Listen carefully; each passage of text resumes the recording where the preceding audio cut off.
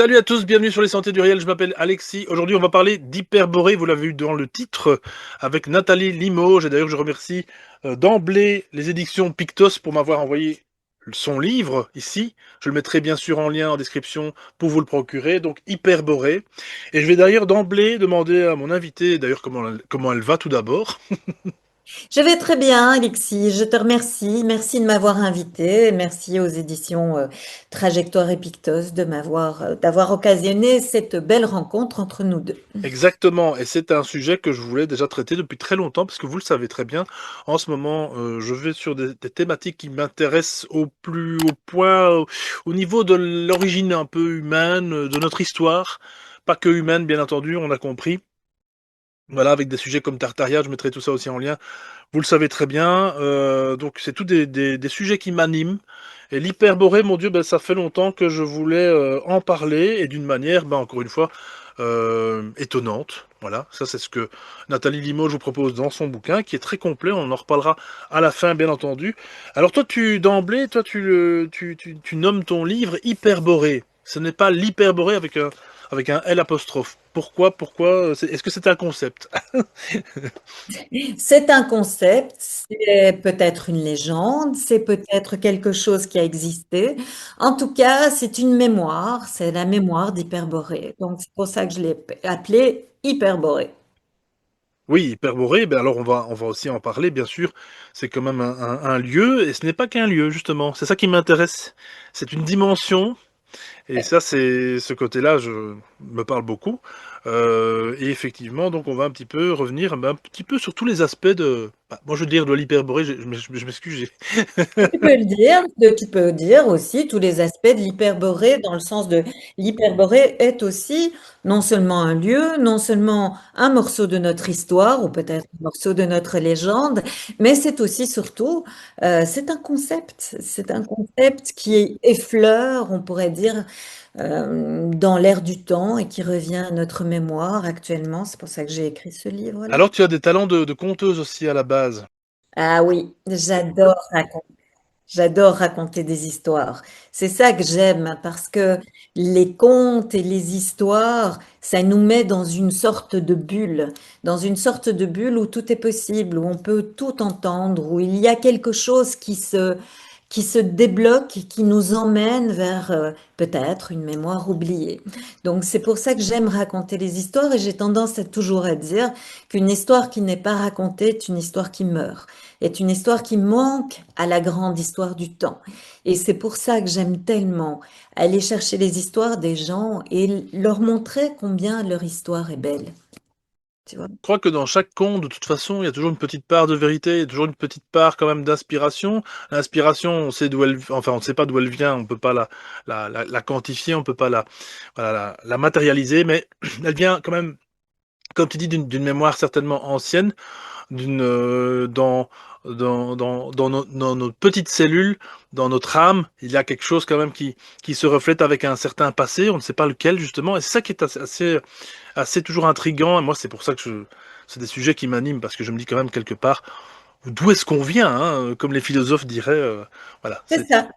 C'est ça, et les contes, si tu me permets de faire une petite digression, c'est les contes, ceux qui nous animent, ceux qu'on connaît, les contes de fées dont Walt Disney a tiré moult films, on pourrait dire. Eh bien, tous ces contes, qui sont en général des contes d'Andersen, des contes de Grimm, et surtout chez les frères Grimm étaient des linguistes hein, qui parcouraient les campagnes allemandes à la recherche de cette tradition orale qui se perdait. Et cette tradition orale qui justement véhiculait quelque chose, un petit supplément d'âme que les gens cherchaient à reconnecter, c'est ça qu'ils ont essayé de fixer dans leur fameux conte de Grimm. exactement. Et ben oui, ben, de toute façon, l'histoire, on peut s'inspirer de toute façon des légendes et des mythes qui, en général, comme je le dis très souvent, ne sont pas que des légendes et des mythes. C'est souvent très très inspiré de quelque chose qui s'est passé, qui a été vu, qui a été retransmis par des personnes, comme tu dis, voilà, peut-être qui sont peut-être moins lettrées pour autant, mais qui ont quand même vécu des choses. Et donc, c'est pour ça que je dis, il faut donner la parole à tout le monde, parce que tout le monde a quelque chose à dire. Voilà, je l'ai fait par le passé, des gens qui ne sont pas forcément connus, qui ont un témoignage, et c'est très important de les écouter dans ce monde où on ne s'écoute plus. Voilà. Donc bon, bref. Donc tout ça pour en revenir à Hyperborée. Je vais quand même essayer de le dire en concept. Hyperborée, la signification, en fait, c'est au-delà du vent du nord. Ça vient du mot boré, je crois. C'est ça, c'est au-delà du vent de bord. C'est-à-dire que chez les anciens, il y avait quelques vents. On connaît le zéphyr, on connaît tous ces vents qui nous sont plus familiers. Le vent de bord était moins, si on peut dire, avait moins de succès parce que c'était celui qui se trouvait à la limite du nordique, si on peut dire, des territoires connus et qui annonçait peut-être quelque chose, une sorte de frontière qui semblait un peu mystérieuse et qui disait donc toujours au-delà du vent de bord, était soi-disant une civilisation ancienne, une civilisation de géants qui avait une peau très blanche, très lumineuse, qui était un peu particulier, qui avait une sagesse particulière. Les anciens auteurs grecs en parlent beaucoup, hein, et ils le citent vraiment en disant Hyperborée, en faisant la différence entre Hyperborée, Atlantide ou la Lémurie. Ce n'est pas du tout les mêmes choses. On a Pausanias, on a Denis l'Aréopage, on en a pas mal qui parlent justement de cette civilisation qui se trouvait au-delà du vent de bord.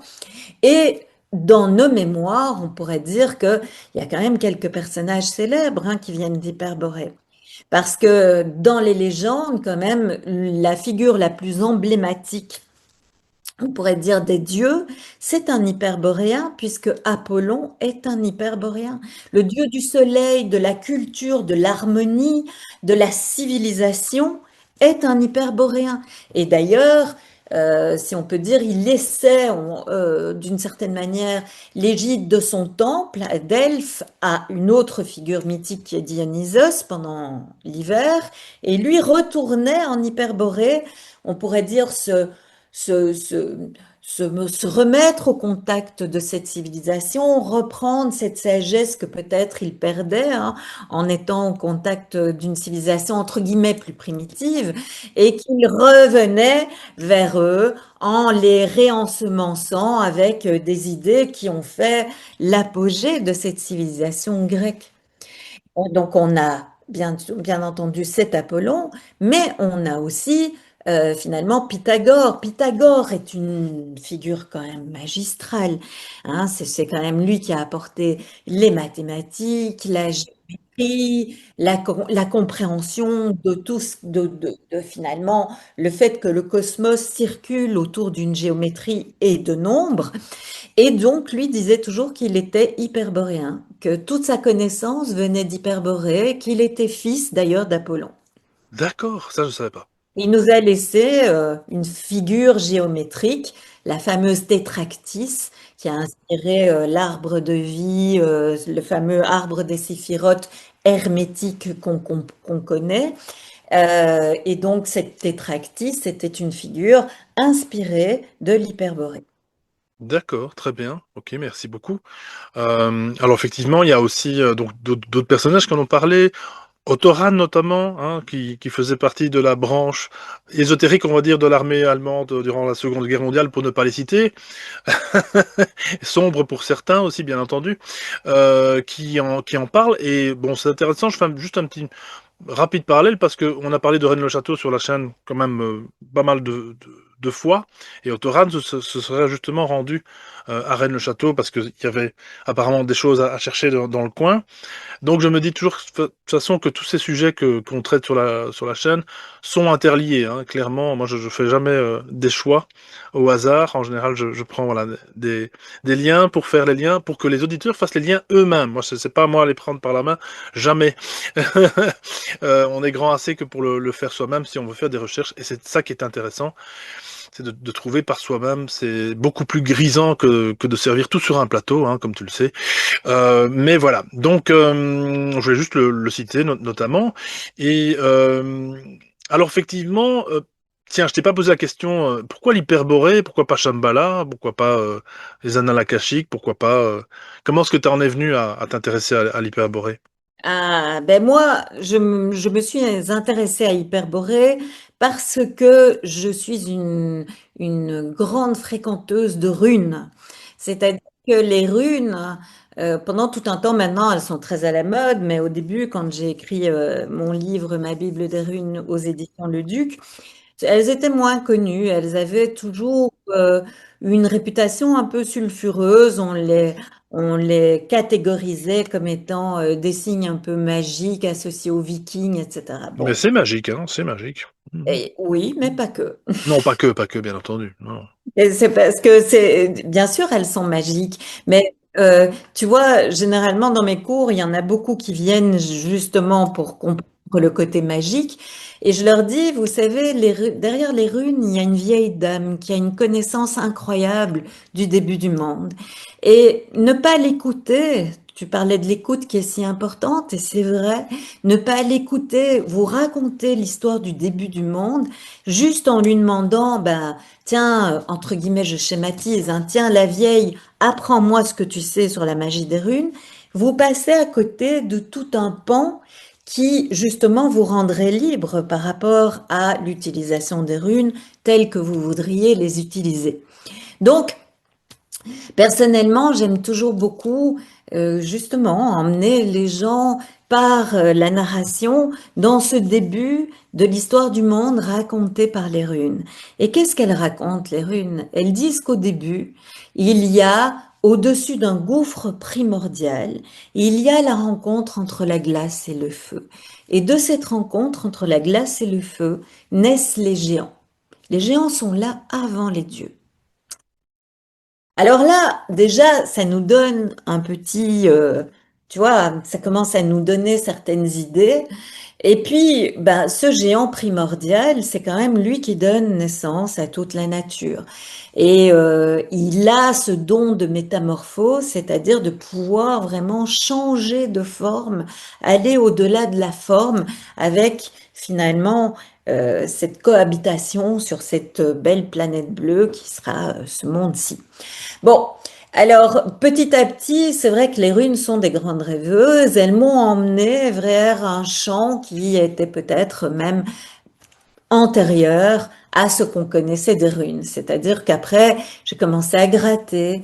J'ai vu qu'il y avait des temples à la limite de la Finlande et de la Russie, sur la péninsule de Kola, je pense, si je ne dis pas de bêtises, où il y a des temples gigantesques dans lesquels se trouvent des runes et que voilà, on commence à toucher, tu vois, que peut-être dans le Nord, raconté par les contes et légendes, par justement toute cette narration qui est passée dans nos mémoires, et bien que peut-être il y avait une vraie civilisation qui vivait sur une île qui avait un éternel printemps. Alors après, tu grattes, hein, parce que tu te dis, c'est quand même incroyable, par exemple, que le Groenland s'appelle l'île verte, terre verte.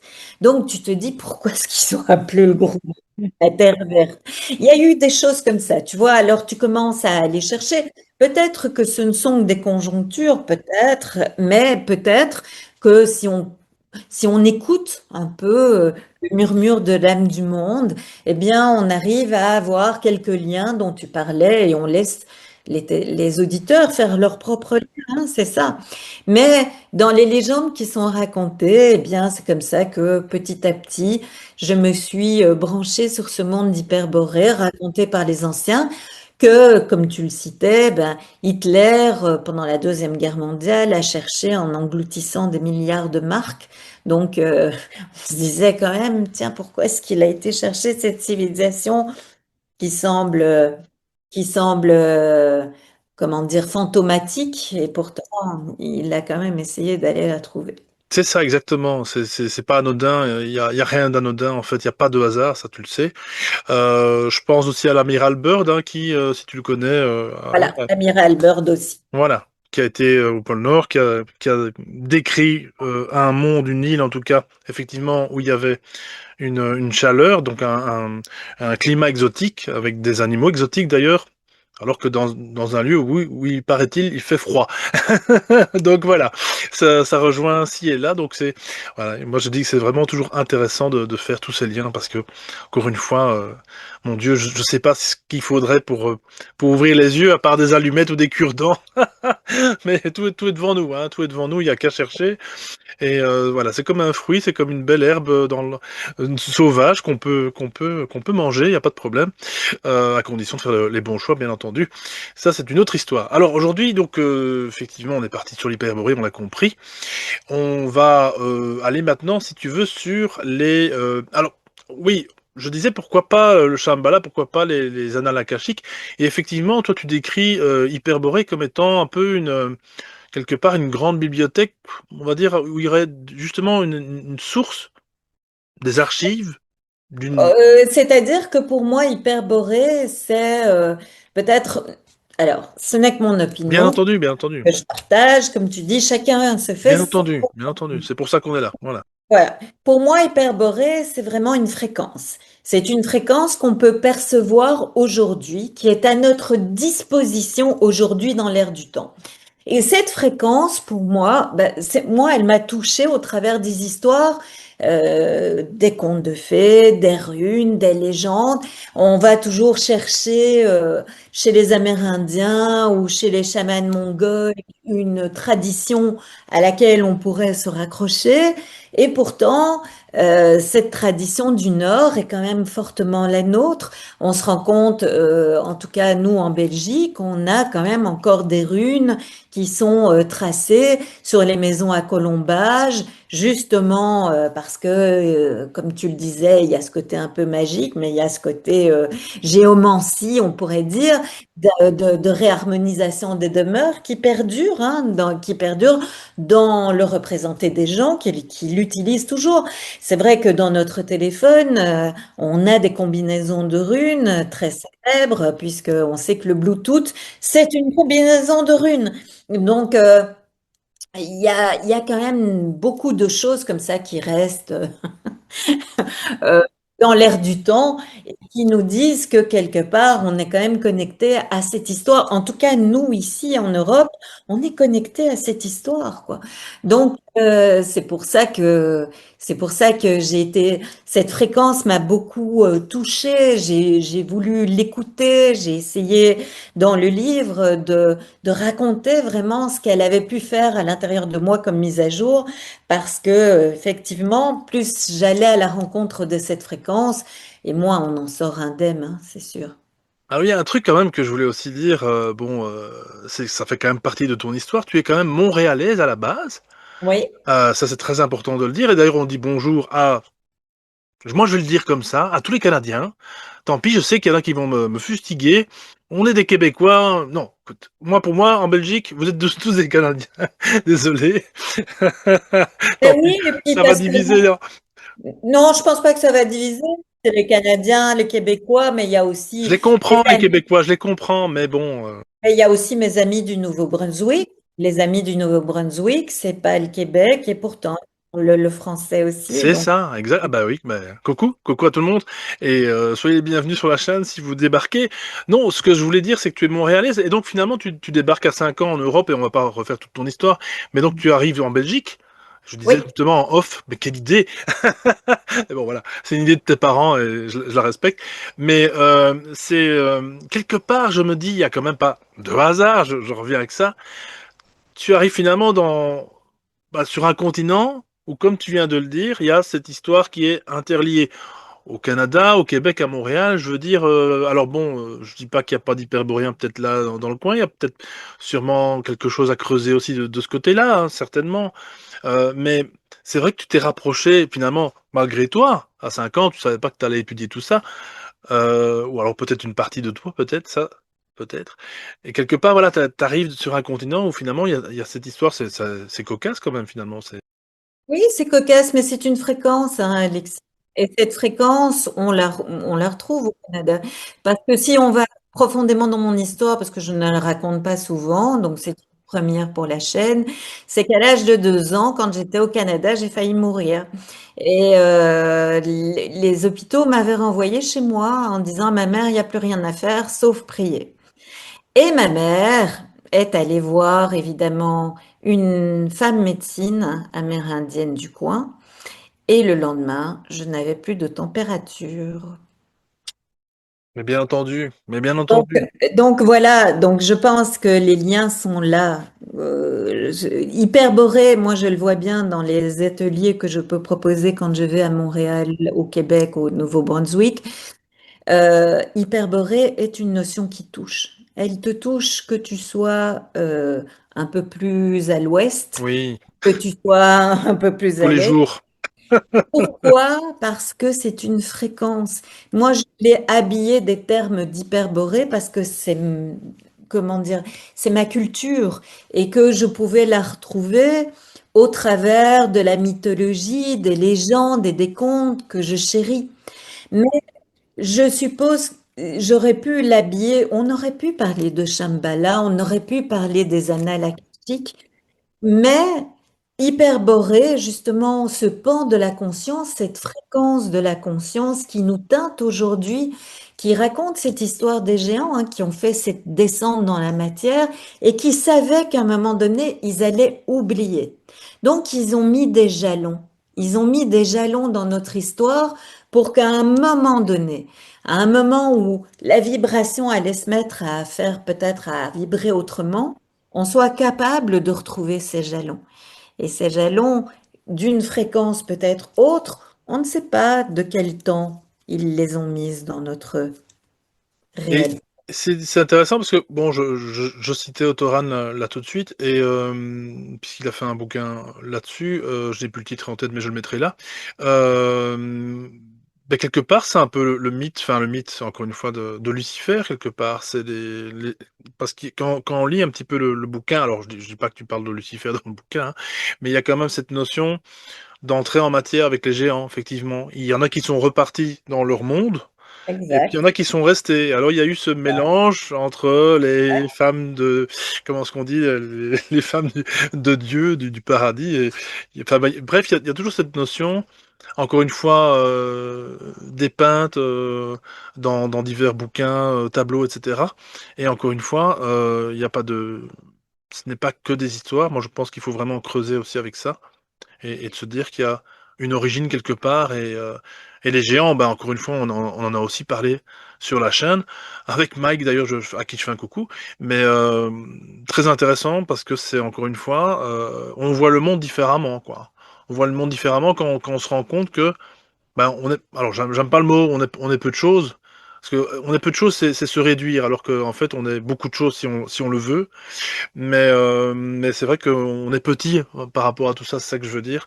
Euh, Oui, oui et non. oui, enfin, On est, tu comprends ce que je veux comme dire, tu un dis, petit. on n'est que ça, mais justement, le message d'Hyperborée, c'est de pouvoir se reconnecter à cette fréquence qui est la fréquence de la conscience. Et dans cette fréquence de la conscience auquel on est relié, parce que c'est la conscience qui fait une sorte d'expérience sous forme d'avatar, donc on est cette conscience. Donc on n'est pas que ça. Non, non, on n'est pas C'est que ça. ça aussi. Je suis absolument d'accord avec ça. Et si les gens comprenaient ça, je pense qu'on pourrait s'élever un petit peu plus qu'avec tout ce qui nous entoure en ce moment comme distraction, si tu vois ce que je veux dire, de l'actualité. Donc, oui, alors il y a un truc aussi bon, toi tu parles donc des gardiens, parce qu'il y a des gardiens de cette hyperborée, les Oui, émanants.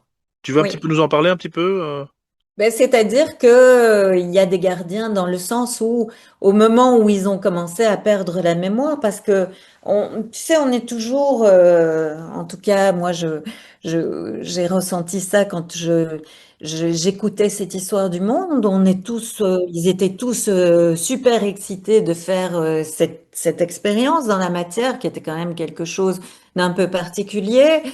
Mais ce qu'on oublie toujours, c'est que quand on vient dans voilà, cette belle planète bleue avec tout ce qu'il y a, on connaît cette force d'attraction vers la matière. Et la force d'attraction vers la matière, nous plonge dans un certain oubli, dans une certaine amnésie. Et donc, les émanants, ce sont eux qui ont gardé, si on peut dire, les points de contact pour qu'un jour, comme j'ai pu déjà le dire, au moment où on serait, entre guillemets, prêt à nous réapproprier certains morceaux de notre histoire, eh bien, ces jalons soient toujours là pour nous. Et alors, on parle des émanants, mais alors il y a aussi, ça j'ai adoré ce chapitre-là, pardon, ce sont les animaux Daemon. Alors ça m'a fait, disons, un peu tiquer, parce qu'il y a une série au Japon qui s'appelle Dora Daemon, peut-être pour ceux qui connaissent. Bon, Dora Daemon. Et ici, donc, moi j'en ai pris quatre comme ça. Alors pas du tout au hasard, hein, ils sont assez intéressants. C'est le dragon, ça on en a déjà parlé aussi sur la chaîne. La baleine géante, j'ai beaucoup aimé. Les volatiles noirs, hein, que je pourrais presque, voilà, on pense directement aux corneilles, hein, qui sont généralement, mais qui sont des animaux, comme vous le savez, tous, je suppose, intelligents au possible. Et puis il y a le loup. Est-ce que tu veux un peu est-ce que globalement tu veux un peu nous décrire, allez, par exemple, les volatiles noirs, tiens, justement, il y a un rapport justement avec la mort, l'au-delà, etc. Oui, bah parce que les volatiles noirs, effectivement, vont nous faire penser aux corneilles et aux corbeaux. Justement, dans toutes les légendes, notamment celle du Nord, Odin est toujours représenté avec deux corbeaux qui sont Hugin et Munin, hein, qui représentent la pensée et la mémoire. Donc, il y a ce lien très fort entre n'oublie pas d'où tu viens et cette pensée de savoir que tu es plus que ce que tu penses. Donc, ces volatiles noirs, effectivement, comme tu le dis, en plus, ils sont remarquablement intelligents, mais finalement, ils ont été souvent reliés à un égrégore de comment dire, de présage de mort, de présage de passage, de présage. Et la mort est un passage, hein, donc c'est toujours la même chose, de mort, de passage, mais aussi de sciences oraculaires. Généralement, on voit toujours la Volva ou d'autres personnages liés aux arts oraculaires sont souvent représentés soit avec un chat, comme Freya et son char tiré par les chats, ou bien avec le corbeau, qui est ce messager d'entre les mondes, qui a cette capacité à percevoir le subtil dans les terres. Parce que c'est ça aussi, Hyperborée m'a beaucoup reconnecté à ce cinquième élément qu'est l'éther. Tu sais que dans notre tableau des éléments, l'éther a disparu en 1920 et quelques, je ne sais plus exactement la date. Il n'a plus figuré sur le tableau des éléments. Terminé. Et pourtant, Je me demande pourquoi. c'est quand même un élément qui est hyper intéressant et qui est pour moi est le véhicule, si on peut dire, de ce champ morphique, de ce champ de la conscience, où se trouve, on pourrait dire, tout, donc passé, présent, futur. C'est ça qui se trouve dans les terres et c'est ça qui nous permet, quand on se reconnecte à cette mémoire d'Hyperborée, à cette mémoire de géant, de pouvoir justement, en se reconnectant à ce champ éthérique, d'avoir certaines idées, on pourrait dire, de ce qui est notre chemin peut-être. Est-ce que tu penses que, parce que tu parlais de quelque chose d'intéressant là tout de suite, et puis tu le cites aussi dans le livre forcément, c'est cette reconnexion un petit peu justement. Moi j'ai l'impression quand même que ce qu'on vit depuis des années là, depuis quelques années on va dire, alors bon, on le vit depuis bien plus longtemps, mais il y a une tendance quand même à un certain éveil, on va dire. Alors, je dis bien un certain éveil parce que l'éveil est un grand mot, encore une fois. Il n'est pas, il ne fonctionne pas de la même vitesse chez tout le monde, malheureusement ou heureusement. Et est-ce que t'as pas l'impression quand même qu'effectivement il y a peut-être cette hyperborée qui est un peu plus présente qu'avant, qui reviendrait éventuellement? On Ah, serait pas un peu dans... Oui, pour moi, c'est oui. clair, Alexis. Pour moi, Hyperborée est dans l'air du temps. Pour moi, c'est quelque chose, effectivement, je l'avais dit à mes éditeurs quand je les avais rencontrés. J'ai dit, pour moi, je suis pratiquement sûre que d'ici 2, 3 ans, tout le monde parlera d'Hyperborée. Ok, d'accord. Mais ça, ce n'est que mon D'accord, opinion. d'accord, oh oui, oui, mais je comprends. Et tu vois, parce que je pense que ça peut prendre un autre nom, hein, mais cette connexion à l'éther, cette connexion à un temps circulaire, parce que c'est le grand thème évidemment de ce livre, cette connexion à un temps circulaire qu'on retrouve finalement, tu vois, il y a des ponts, il y a des liens, parce que j'ai écrit aussi chez Lotus et l'éléphant, j'ai écrit les 72 vibrations divines. Je dis 72 pour toi et moi, on peut dire 72, mais je vais dire 72 pour la compréhension parce que je suis parfaitement bilingue. Et donc, ces vibrations, c'est une manière chez les Hébreux, justement, de pouvoir mettre l'indicible nom de Dieu dans la temporalité, puisque le nom de Dieu se dit au passé, présent, futur en même temps. Et ça, on ne peut pas, on n'a pas la capacité d'appréhender cette notion. Alors, on scande, tu vois, on fait des petits bouts. Et hyperborée, c'est aussi cette manière de pouvoir, par le champ éthérique, se reconnecter à des moments précis, à ce temps circulaire qui nous permet d'appréhender une autre idée du temps. Très important, ça que tu parles du. Alors là, j'adore parce que tu fais justement une petite notification par rapport au temps, et ça, c'est quelque chose. Ce sont une des thématiques qui m'intéresse le plus, entre guillemets.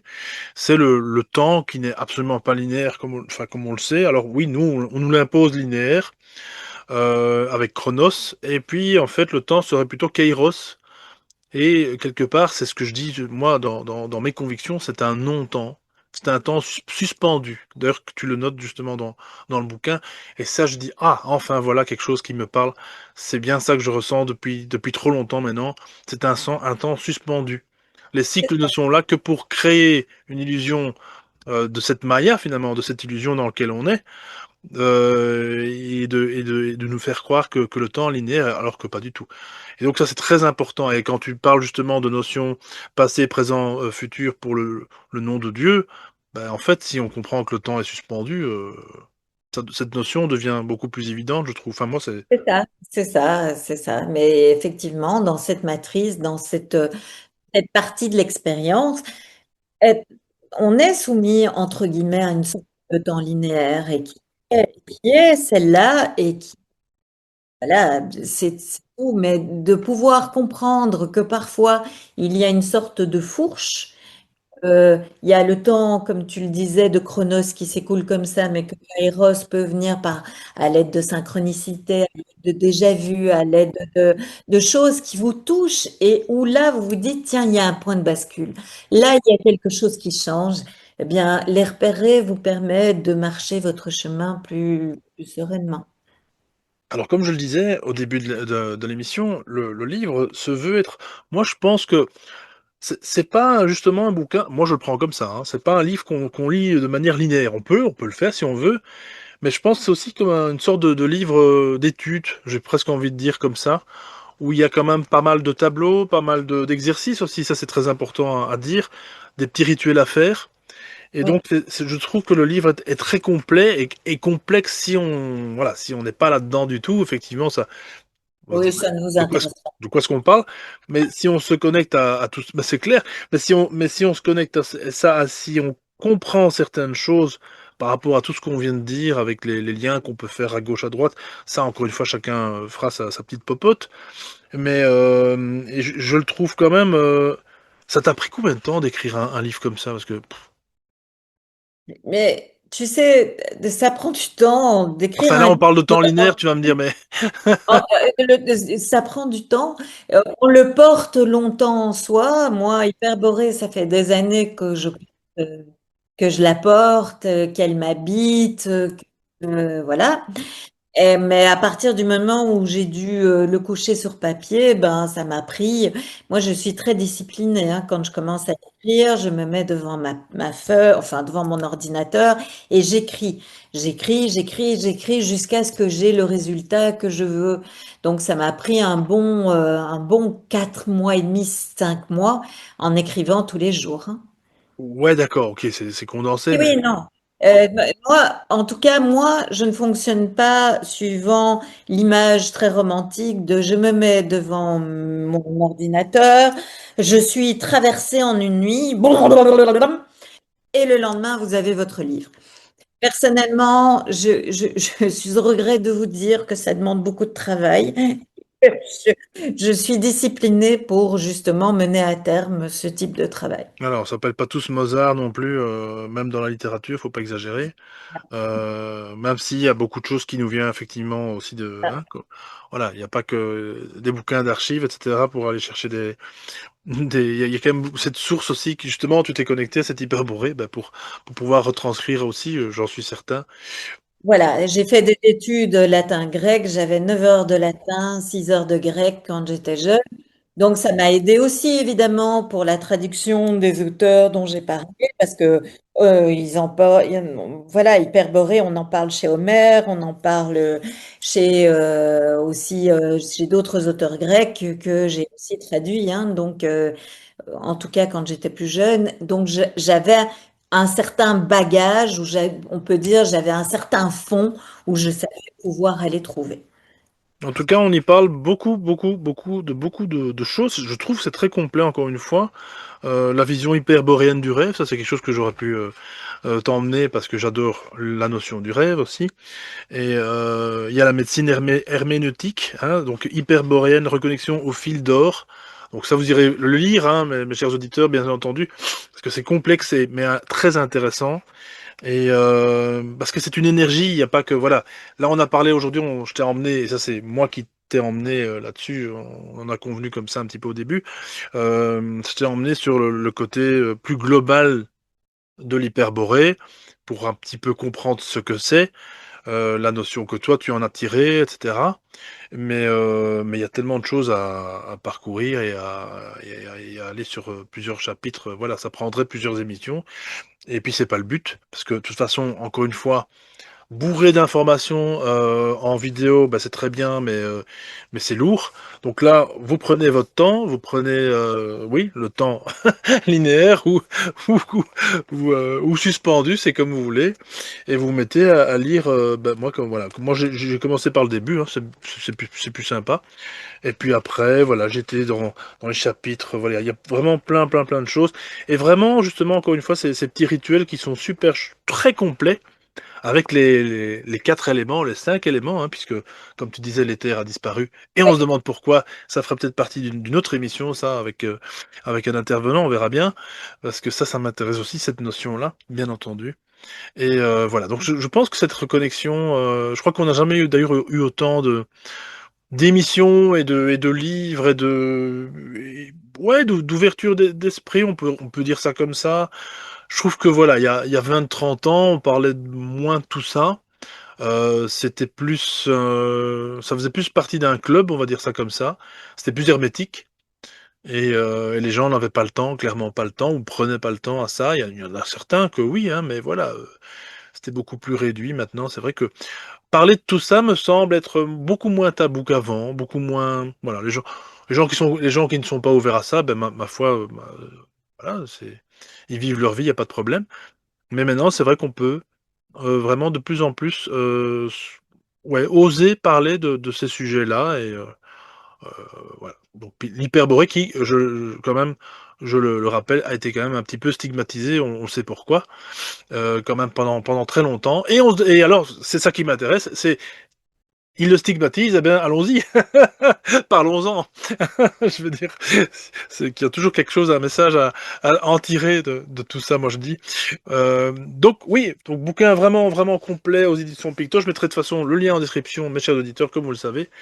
Nathalie, donc je te souhaite aussi déjà d'avance. Alors bon, l'interview quand elle sortira, tu seras déjà peut-être revenu.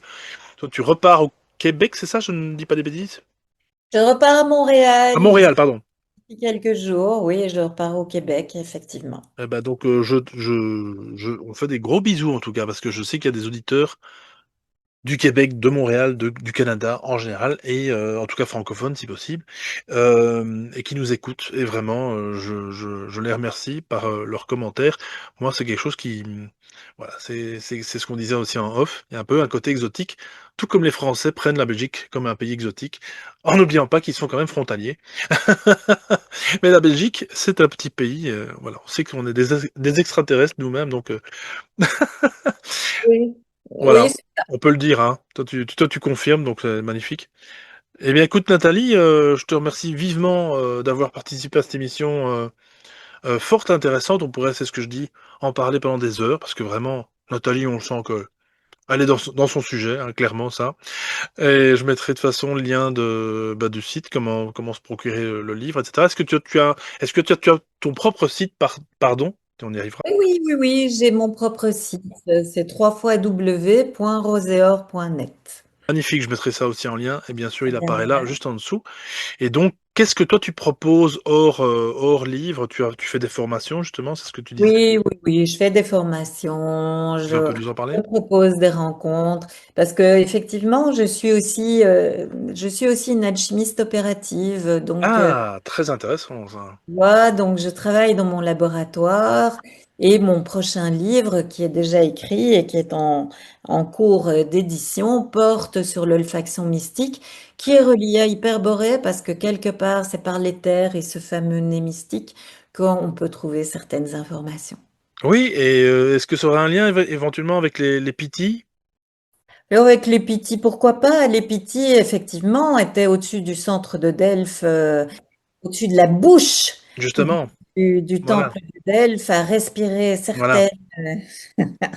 certaines fumigations qui leur permettaient d'être reconnectés justement à la parole d'Apollon l'hyperboréen. Ah Donc, ben voilà. Ben voilà, c'est une belle magnifique. boucle. Eh ben, du coup, tu reviens quand tu veux pour nous parler de tout ça, si tu le désires. Ça Merci, m'intéresse beaucoup. Alex. L'alchimie, c'est aussi un des thèmes qu'on aborde sur la chaîne de temps en temps. Donc voilà, vraiment, tu es la bienvenue. Ça me ferait vraiment plaisir de t'accueillir sur ce sujet-là, et je pense que les auditeurs aussi. Donc j'espère que tu feras un bon voyage, j'espère que voilà, et on te souhaite de toute façon, au nom des auditeurs et de moi-même, tout le succès que Hyperborée t'apporte et t'apportera et nous apportera aussi. Parce que effectivement, je pense qu'il y a pour l'instant quelque chose à se reconnecter. Mes chers auditeurs, n'hésitez pas à aller voir un petit peu ça sur les liens que j'ai mis en description. Nous, on se retrouve tout bientôt, je ne sais pas pour l'instant. Voilà, c'est un peu chaotique en ce moment, mais c'est pas grave. L'ordre va revenir sur les sentiers du réel. Donc, je vous fais des gros bisous. N'oubliez pas de vous abonner, de partager, de liker. Il y a aussi un lien PayPal si vous voulez faire un petit don. On vous fait des gros bisous. Au revoir. Ciao, ciao.